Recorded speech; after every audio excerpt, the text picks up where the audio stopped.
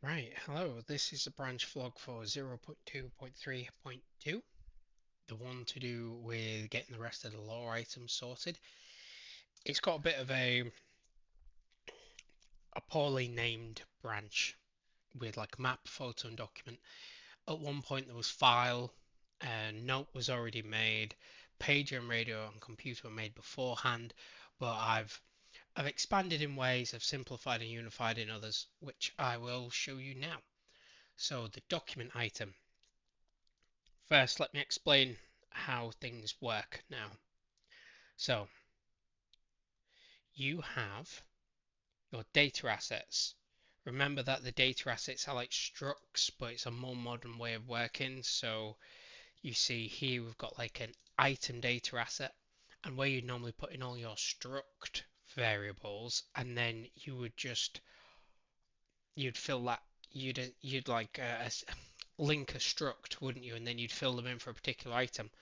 If you've done that, you'll probably suffer the same pain that I have, where you change something in the struct and it wipes everything, like you see on the right here. But with a data asset, I can add in a new variable and it doesn't wipe it. These are blank because these are default, because this is the primary. This is like the true parent. So I have item data assets for in-world, what I refer to as physical items, and I have login data assets for computer login and password. I have lore data assets for what I refer to as digital. It's like digital in digital, if you get what I mean. But for this case, it is computer based assets, non game world physical. Right. So within those, I have item data assets you see here, like this. Don't worry about that. It's just it gets a bit funny. It'll pop back to the icon soon. So you see we've got ammo, we've got food, we've got equipment, and we've got material. You will notice that one of the lore items in the previous one is it's like radio and pager. Two lore items.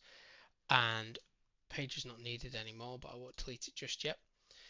But you see, radio pager is a physical equipment based lore item, but itself is not lore, it just is the conduit to allow you to get lore by calling the right numbers. Just like the PC here, the PC is not lore, but it becomes the conduit to allow you to find lore by putting in the right username and password, if you understand. So that's how the data assets work for the physical. And then we have well, for the collectible items, wait a minute. For the non-lore physical items, however, we have physical and digital lore items in the lore data assets. These reference what you see here, the lore data asset. So if I crack the like a digital document out, you'll see it populates with that primary data asset, what that had inside it. Meanwhile, if I get a physical document out, the physical document populates with the item data asset. See, so it's split between physical and digital world. Right, so that's that out the way. Right now, so document, there is digital documents, which are like this. Um, Not fully fleshed out yet, version 1. So, you know when you go on the computer and it goes like, hi John, if I show you it now actually. So right now, a digital document would be referred to as something like this. John Sausages. 1, 2, 3. Oh, it's done it on the viewport, hasn't it? But you see, like that. That is prologue 1. Prologue 2 is that. You see? Hey buddy, can I come by? So these are what I refer to as digital documents. Granted, it's just a placeholder. I will have it so you actually click into it to get the document going forward. And granted, they're more like emails the way I've worded it, but that's simply because I was just chucking in some text. So that's digital document, and then I have physical document, which uses the document sprite like this for a thumbnail, and the document item for the pickup thing. It is the same as the thumbnail. I just remove the background and I do something a bit clever with all the items and thumbnails. And then you see I just reference it, quick text, say it's readable. I've added in like a law enum to the, as well as the physical, well as the digital like law based data assets. Now with the physical item based data assets, I've also added in the law type. So that's the standard category, but then we have law type here, which goes through it. So then you go like that, you go like that. So how do you get the physical? Let me show you how to get the physical. We go to level, we go to test, we go to physical law.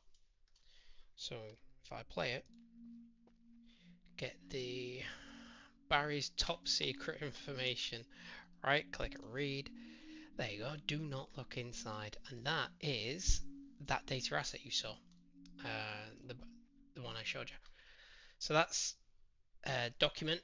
I will talk about the widgets in a second. I did originally document had its own widget, photo had its own widget, map, notepad, map, note, file, photo, all that stuff, book. Now it's unified into one law widget, so I'll explain when I get to it. Okay, so next, migrate from John BP, the enhanced input to player controller.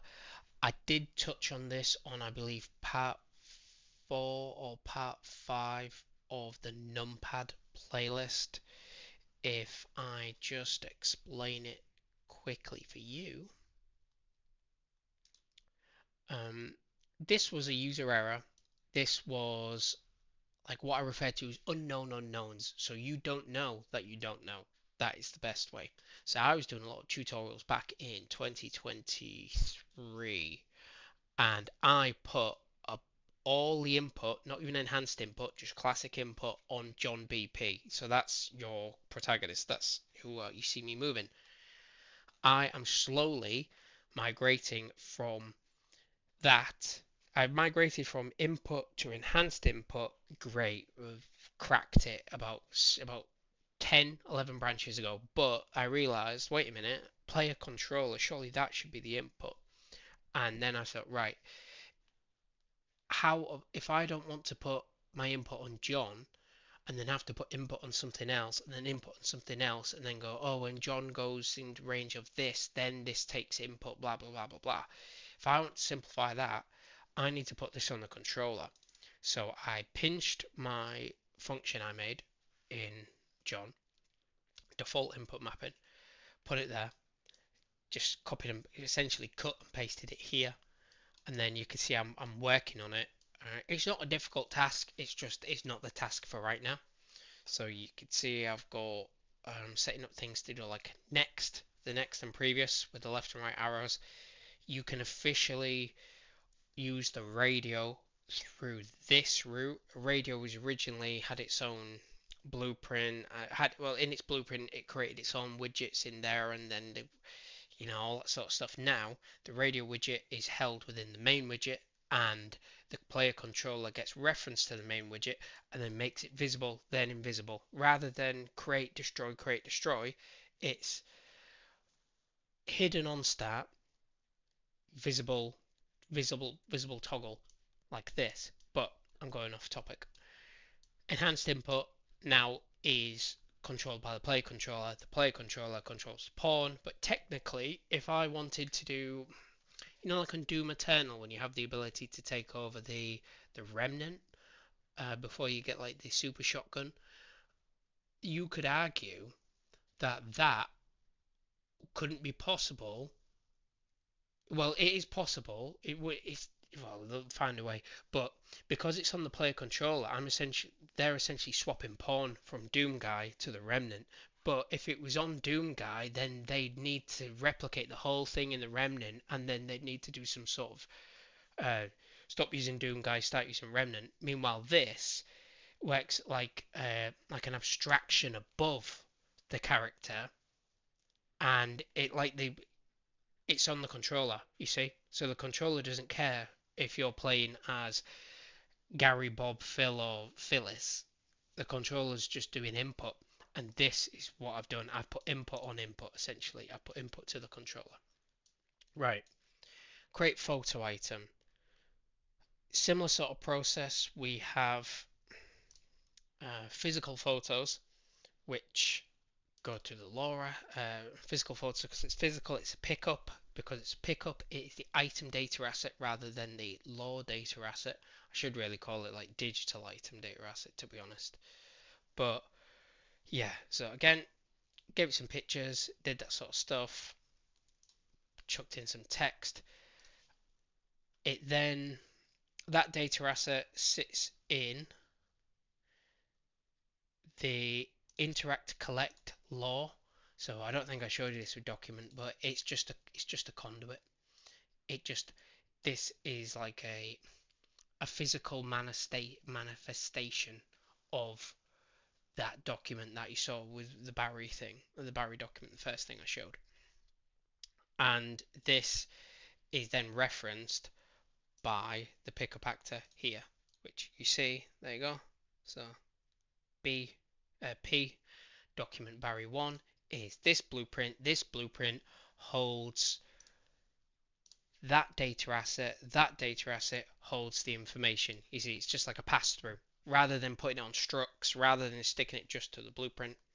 So that's how document works. This is how photo works. If I just go to photo,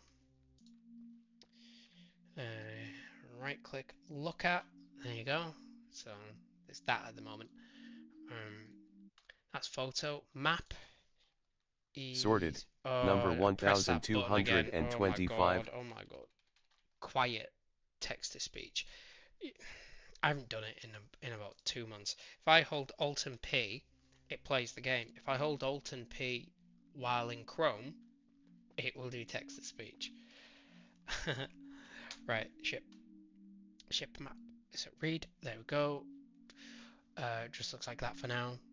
Just getting things up and running. It'll all make sense when you see the unified widget wise, how it all interconnects. Create Numpad blueprint interface, yes.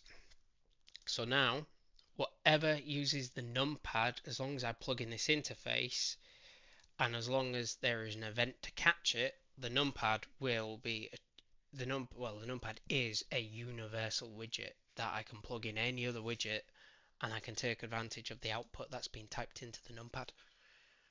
Selection blueprint. Okay, so selection blueprint looks at the numbers selected, so like input selection, previous and next iteration at the moment. It's not fully fleshed out, I've just got it together. The number selection allows you to type in the keyboard and it appears on the numpad. You know, like you press 1. If I get the radio up, you'll see what I mean. You've probably seen it before if you've seen the videos, but if you haven't, then it'll only take me a second to show you. Right. I go like that, I go that, I go radio. 1, 2, 3, 1, 2, 3. See, like that. But the reason why it's not in the numpad is because number selection is useful outside of being the numpad. That's why it's not in the same interface, because number selection is really good for communication. If I want to answer 1, answer 2, answer 3, answer 4, again, like Fallout, like Baldur's Gate, you pick which number, how you want to respond. Meanwhile, you wouldn't put that in a numpad blueprint interface because it's not a numpad, it's a selection interface, and you can stack interfaces. So it serves a functional purpose, and it's within its scope, and that's why there's 2. Add in next and previous functionality. I've got it. It worked on some things. It's not working on the computer right now. I believe that's because the computer is, you click the computer, it goes to the login then goes back to the computer, and then on successful login it then goes to the computer widget that pops up. So I think somewhere between those lines it's getting confused. Next and previous does work, but I can't remember which blueprint I set it up on to show you. Computer login widget and computer widget to main widget. Yes, I'm slowly transitioning all widgets to here. It looks crazy, right? But it is a million times better than having loads of widgets pop up left, right, and center and then have to close them all down. This, you see, if I explain what's going on now, if I play it, see when I press I, inventory widget, and I press N, equipment widget, I press Q, quest journal widget, I press C, crafting widget. If these are all working on like let's put them all away. So everything's invisible. Visible, visible, visible, visible, invisible, invisible, invisible, invisible. So it's the same widget, it's just hidden, so it's the same reference. If you were creating and destroying, it would be like crafting menu widget underscore C1, crafting menu widget underscore C0, starts with 0, C3, C4, inventory widget C0. And if you're trying to get names, not like you probably would do it through name, but if you were, or you were trying to get a reference, you run the risk of losing a reference if you accidentally create a double widget. So there's inventory widgets C0 and C1, but C1 is the only thing you've actually got reference to now. So C0 is just there, and that sort of thing looks like when you try and close it, it doesn't close. So that is big risk and nightmare to maintain. So I'm slowly migrating it all to this on load. I've also created a variable called widget in focus. So, and I've created some functions which I'll talk about them in a bit. But the widget in focus allows that thing to pop up that you're seeing, that print string, print text, well, print string, to tell you what's happening. Without the widget in focus, you can still find out what's in focus, but I don't want to use a look at all user widgets within this thing to find the one that's got focus, if you see what I mean. I'm just setting it generic user widget, so it's universal multi-tool for all widgets, all user widgets like these things. So I've refactored computer to, I should really show you it, actually show you a bit more. I've refactored computer login and computer widget to go there. Inside those widgets, law computer login now is that one hasn't changed, but computer widget has changed. It's become more modular. Not here, not here, not here. Right, it's not become more modular here. It has become more modular on the actual computer, which will make sense when I show you and actually load up the right thing. Okay, so H for hide. Click on it. Click on master computer. You see master computer now, rather than it creating the widgets, like create login widget, on success create computer widget. No, the widget's already made on the main widget. On interact, I feed it, the computer widget, this blueprint information, because you see that it's looking for it, and so's the login. So so on interact with the computer, feed this blueprint. So feed this blueprint right here. I know it's a flipbook, but it's a blueprint. Feed this blueprint to the computer logon initialized. I called it initialized, and then feed that computer blueprint to the computer variable for computer widget initialized. And all initialized does is it, rather than it being on event construct or event pre-construct or event begin play, if you do it on construct or pre-construct or begin play, it will say, sorry, one sec, it will say no reference found. even after it finds the reference, because initially it doesn't find the reference until you press E on that computer and it pings that reference into it. Because you see, it's not setting it in this blueprint, it is setting it in the computer login blueprint, and then it's setting it in the computer blueprint. You see, so uninitialized triggers when I tell it to, because it's a custom event. Doesn't cause any damage because it triggers before anything else gets done. So it's like a custom construct. Right.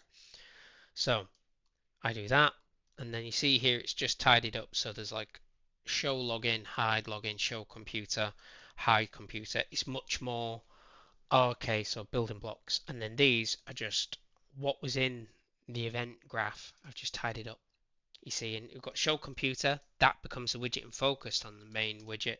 Show login, that becomes the widget in focus. On hide, you see I do nothing because it's always the most recent thing that you've always the most recent widget that you've popped up that is in focus.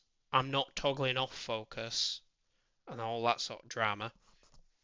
So that's compute widget. It works. It's a lot easier to manage and a lot more unified. Now it's it's the player controller working with the main widget to do this now, rather than needing to have John, the main widget, the player controller, the computer widget, and them all touching, all interacting. Next, radio remove last character. Right, that's where I got the. I said I did that handle next and previous in the interface on here, previous. This is where I've done it. It's on the radio. Let me show you what the radio does. So radio, class edit. See, it's got the Numpad interface and it's also got the selection interface. We have this button. We've only got one now to go backwards, and that just knocks off the last character. And you might be thinking, oh, that's easy. That's just trim off the last character or substring it -1. Substring and then length -1 the length, check off the last character. Yeah, right, okay, I had to pause it then, sorry. Yeah, is really easy, except from we need to update this value in the radio widget, but we also need to feed it back to the numpad widget. Otherwise, when we next type in a number, so if we do like 3 0, so 3 0, we do back one, that'll say 3. The numpad still references 30. So then you do 3, that's going to go from 3 to 303. You see, there's a disconnect there. You need to have like a feedback loop. So that's what this does, where on previous iteration, so when you click that button, where is it? Where's the button gone? Right. Do I click that button? Do I click it or do I just do something clever? I must click that button. 1 second. I did it yesterday. Yesterday morning. Previous. Right, okay. Let me go right click, find all class members. Huh. Do I do it in the... I'm trying to find it in all blueprints now.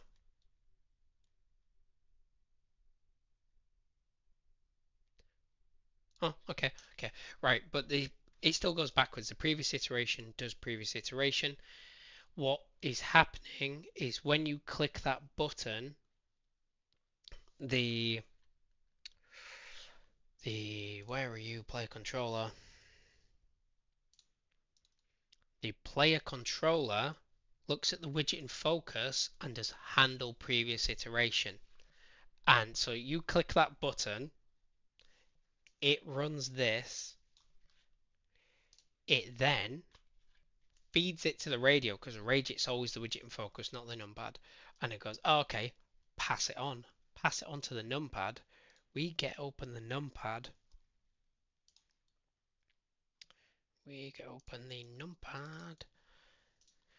And you see it's passed it on now. But oh no, that's a different one. You see, it's passed on that previous iteration, and that trigger goes through goes to the radio. Radio passes it through to the numpad. Its own one, not any other numpad. Its own instance of the numpad. It runs this function, and this function says get the length of the input code. So 30 in that example. Decrement the length, so take 1 off. So now it's 3. That then becomes the input for the numpad. So remember, so it doesn't have a disconnect. So the numpad is now 3, but then the radio is still 30. We need to pass from the numpad back to the radio. So this is what we use already to feed to the radio. And that feeds to the radio. That goes to the outer limit, essentially. It will always go to the top. You won't like break the stratosphere, if you see what I mean.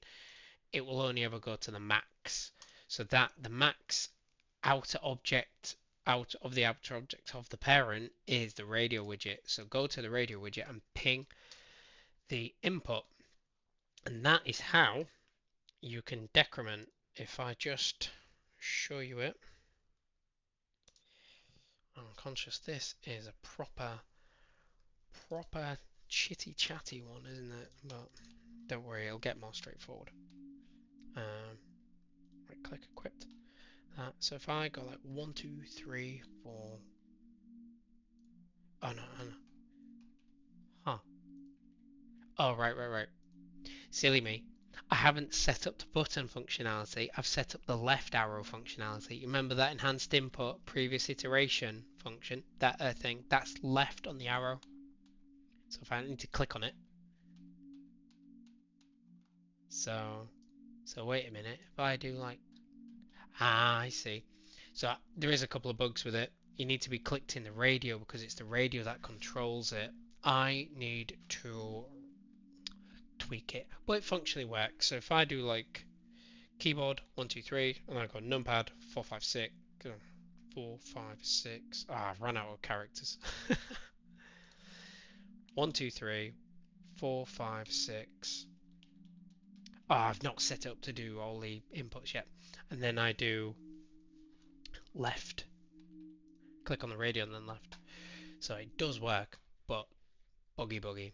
But functionally, you can see how it passes through now. So what I'm gonna, the reason why it didn't go to 6 is because I haven't created the other enhanced inputs to do like number 6 and number 6, which would be because it's 0 to it starts at 0, so 5 is 6, 6 is 7, 7 is 8, and so on. So bit of work to do, a couple of tweaks, but functionally works as a proof of concept. Right, next,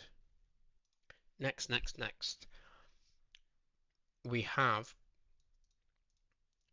migrate radio to version 3, new way of working, so pre-polish. So I have initial v1, refactor v2, pre-polish v3, and polished, so just ready, is v4. So what I mean by that is on the player controller, this is it now. Radio resides on the main widget. It is hidden, it is visible, or hidden again based on how you interact with it. It works. It will appear currently if you have a valid item in the equipped accessory belt.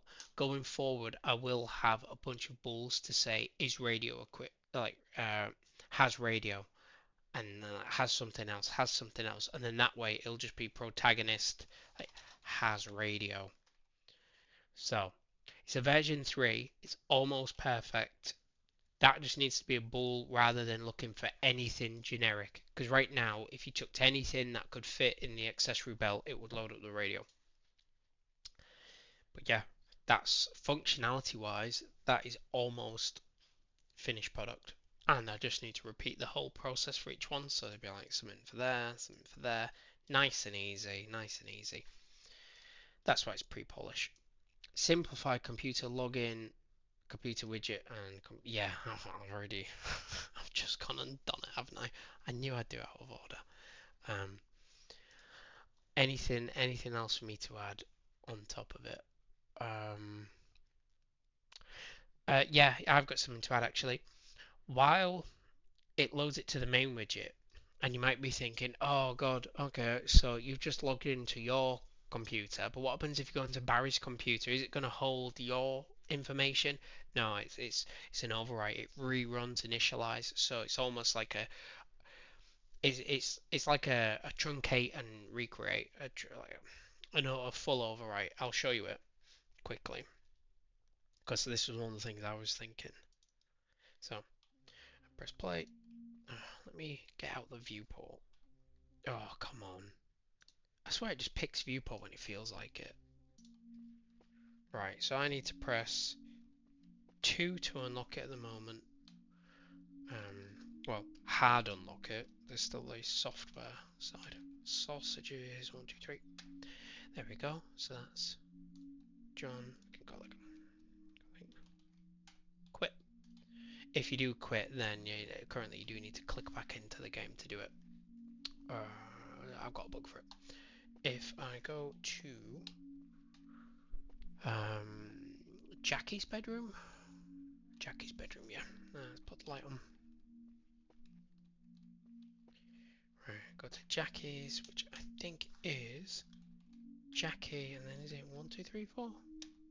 You see, there's nothing in Jackie's computer, but you see it passes through the information. It doesn't hold residual. If I quit, it doesn't hold residual, so works as expected. G bookmark 3, yeah. Alt and 3 to do unlit, Alt and 4 to do lit with shadows. Right, remove redundant variables from primary data asset. Yeah, kind of redundant, and then I removed it, and then I was like, but realistically redundant. It didn't need to be there. What I removed was, oh, not that one. I removed item type because you can get item type from like its category and things. So you see,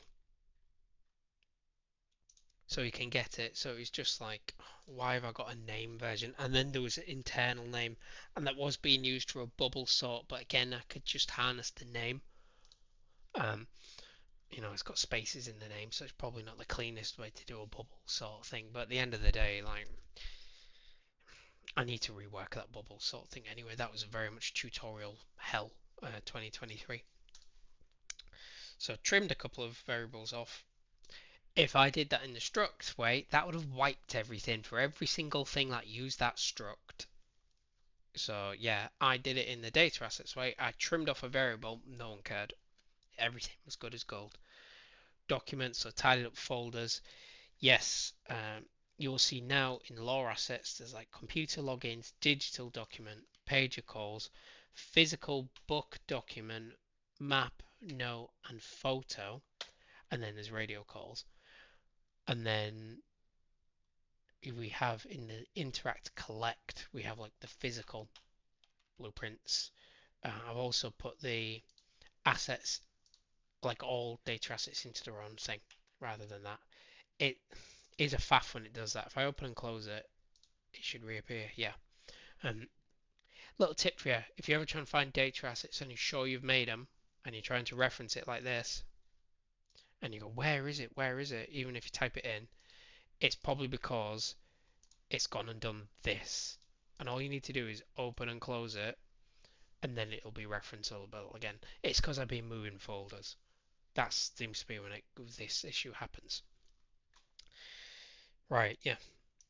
Removed amount value on pickups. Yes. If I go to testing,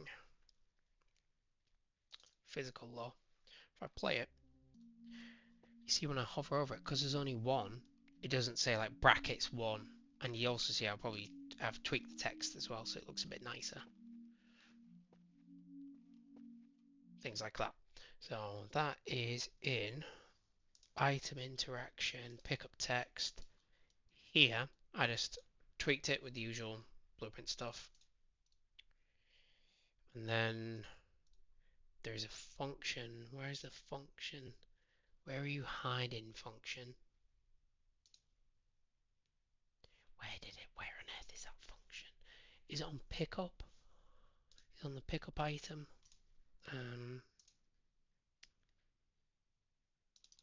There we go. It's on the pickup item. So originally it was there was no branch. It just went straight to a set text. And then if cast failed, return. Imagine that's missing, that's missing, that's missing. Originally, I added that in, and then if it's greater than 1, true, then do the name slash amount. Not slash amount, name and then brackets amount. Otherwise, just pass through the name, and that's why yeah, that's why it works. Added show and focus and hide functions of main widget. Yes. As you can imagine, now that I need to do the widget and focus, set the widget and focus variable every single time a widget pops up, rather than having to drag this out for hide and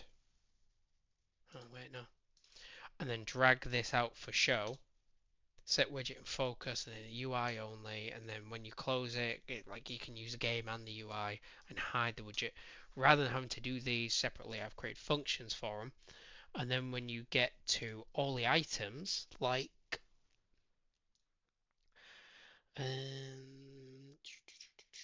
interact, no collect, computer, I want parent computer actually, item,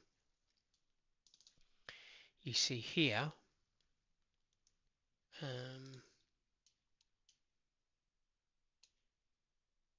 where have I put it?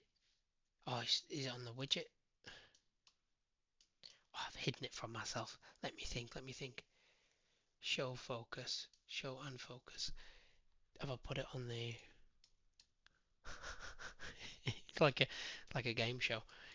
See that will be show and focus going forward when I upgrade it. Where did I put you? Did I put it on the lore asset?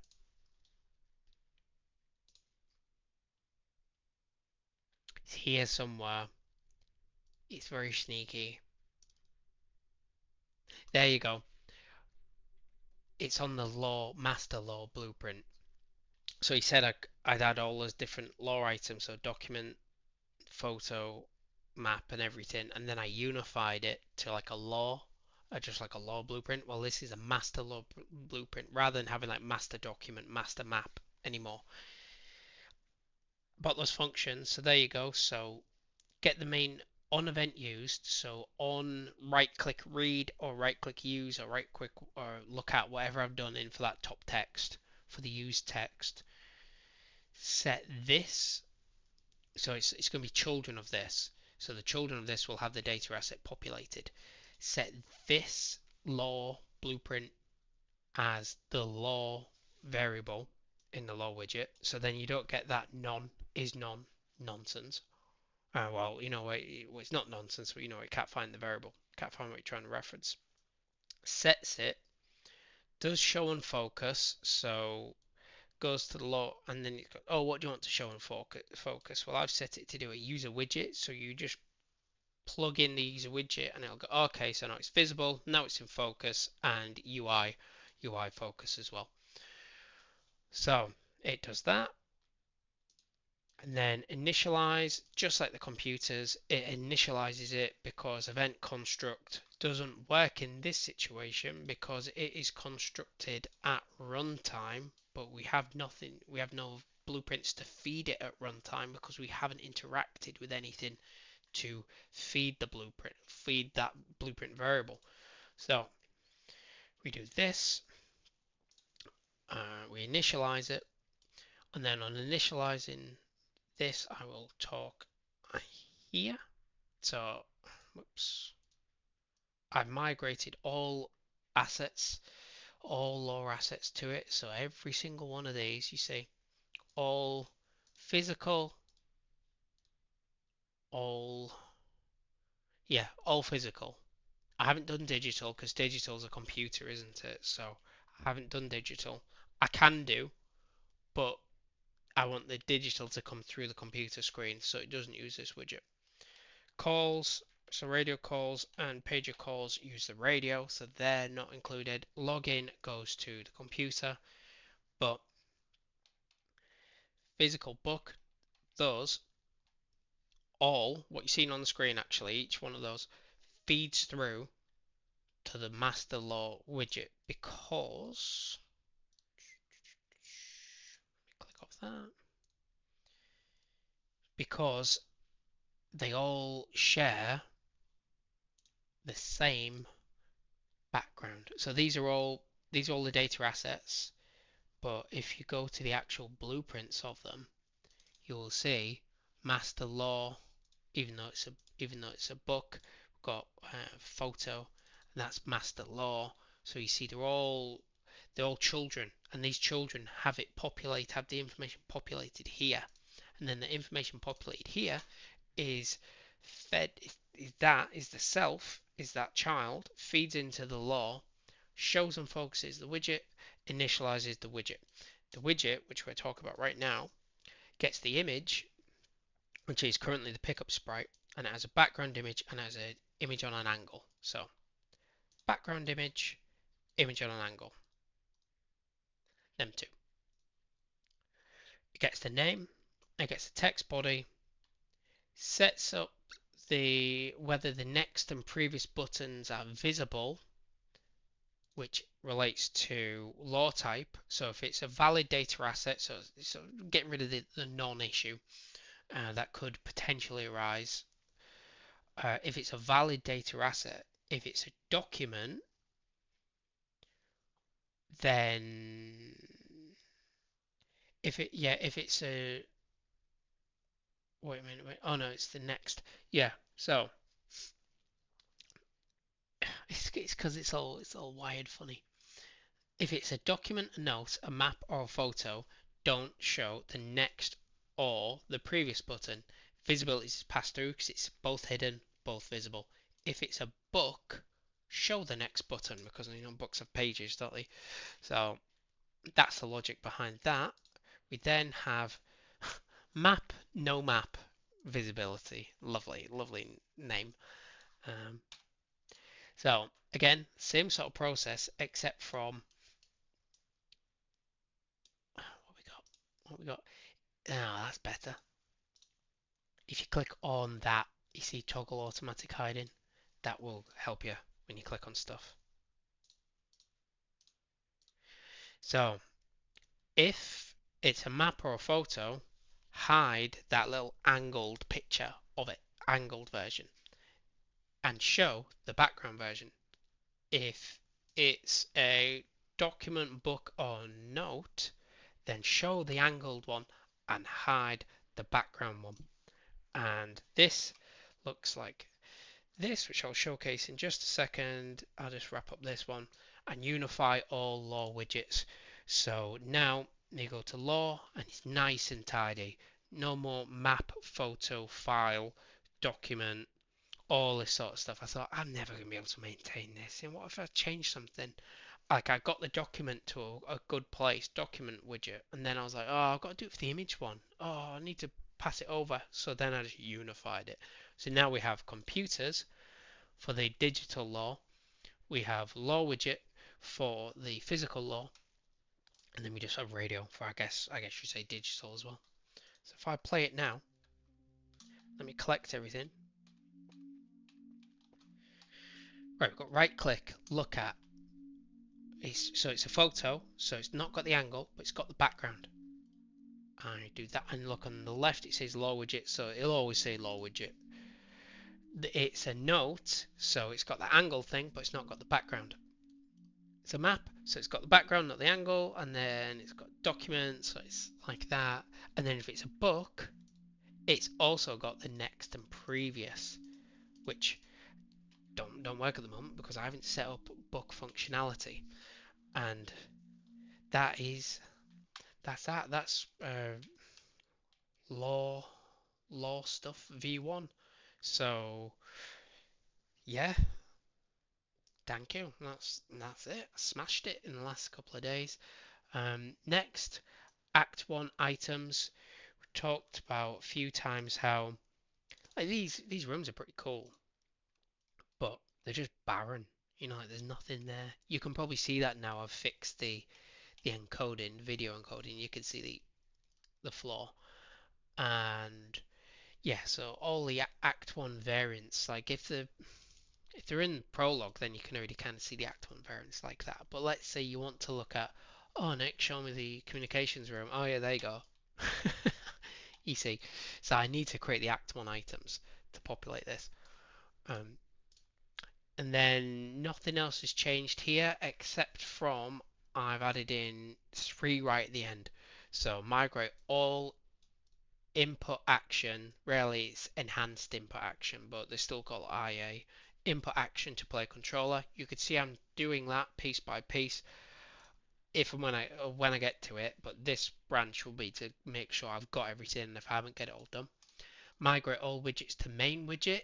Similar sort of function where the play controller serves its purpose as a play controller. The main widget serves its purpose as like the master widget, the boss widget that holds all the other widgets, and everything goes visible, invisible, and then I can keep control of all the different references to hide, unhide, interact with, nice and neat. None of this, can't find none of this duplicate widgets coming up and like, oh, I can only close the first one. Oh, is the functionality not working? No, it's just because you've loaded up two and you've closed the front, like in the computer branch. So not all that stuff goes out the window. That's sorted with that one. And then nice and neat, halfway to, I guess you'd say, completing the beta, because beta goes from all the way up to 0.5.0.0. So this is right smack in the middle. I will be creating new music for the game. By the point we've got to the new music, we'll have Act 2 and Act 3 items in.